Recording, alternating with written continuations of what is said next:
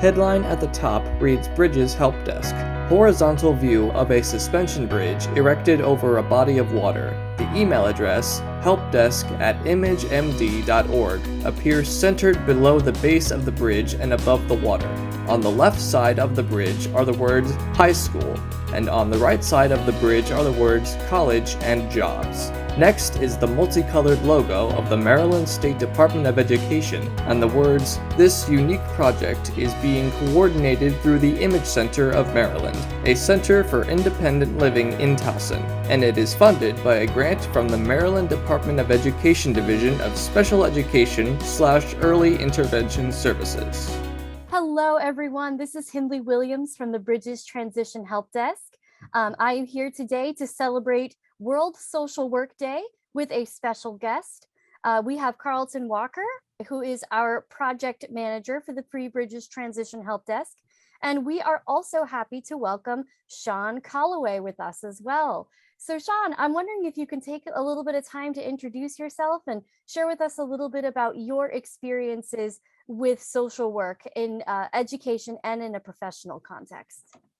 Sure. Thank you for having me. Again, my name is Shawn Callaway.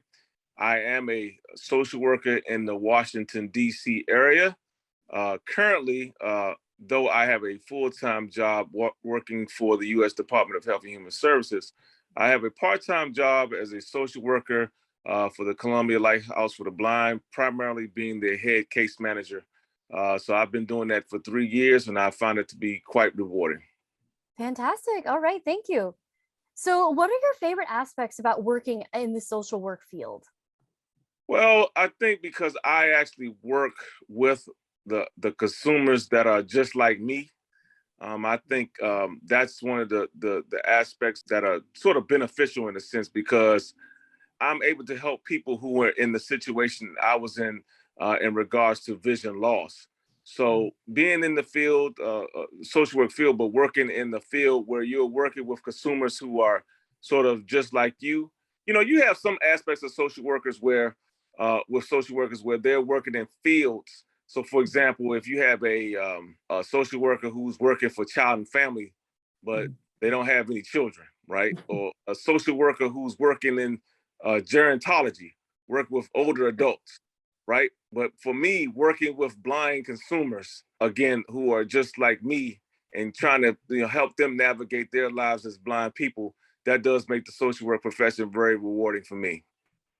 Awesome. Yeah, absolutely. I almost get a sense of like nothing about us without us. Like we are the ones who provide our services best. Sure. So I love that. I think that's excellent. And I hear a lot about that from friends of mine who want to go into the social work field. They feel that very personal connection. Yeah. What challenges specific to blindness have you had to navigate as part of being in the social work field, and how did you work through them? Well, Haley, I would say that the only tough part about being a social worker, because initially when I came out of grad school, I started working at a homeless shelter, working with substance abuse individuals who are homeless. And then I transitioned on to working for the Department of Behavioral Health. And we were housed in the school system to work with children K through, well, I work with children K through 8. Now, the only difficult part is for me being totally blind is that sometimes you can't capture the facial emotions of a particular student, right? If they're talking to you, they could be talking normal, but they could be crying, right? Yeah. Or, they could be sounding angry, but they could be smiling. So that part was quite difficult. And so what happened in that instance, I would have an aide who would come in, just give me sort of a rundown on how the child is dressed, how the child looks, and so that would then tell me, sort of give me those cues from a verbal standpoint, then how I was going to work with the child in regards to counseling him or her. So I would say the difficult part in that aspect of social work, when you're counseling, not being able to really see the face as a blind person can be quite difficult. But again, I was assigned an aide to assist me with, sort of that particular aspect of my job at that time. Yeah, I think that's really powerful in these professions. We've talked to some other folks And we've been hearing people talk about using readers, using aids for this or that thing. And, I want to make it really clear to young people who are watching this, those are still your tools. You're still calling the shots. You're still, the employee making your own decisions about the people on your caseload. You're just using someone else to assist you in getting that visual information. You don't want to be the aid to be a crutch in a sense. I mean, they're there to help you in just a situation where all things have been exhausted in regards to assistance. I mean, independently doing the task yourself. And so that's where the aid comes in. But Henley, you're right. It's all about you. You call the shots, and you navigate the whole situation, not particular aid or help. Yes, absolutely. Thank you so much for sharing with us today. Just to close things out, Shawn, I'm wondering if you would be able to share one piece of advice with an aspiring social worker. Make sure that there's something you truly love to do.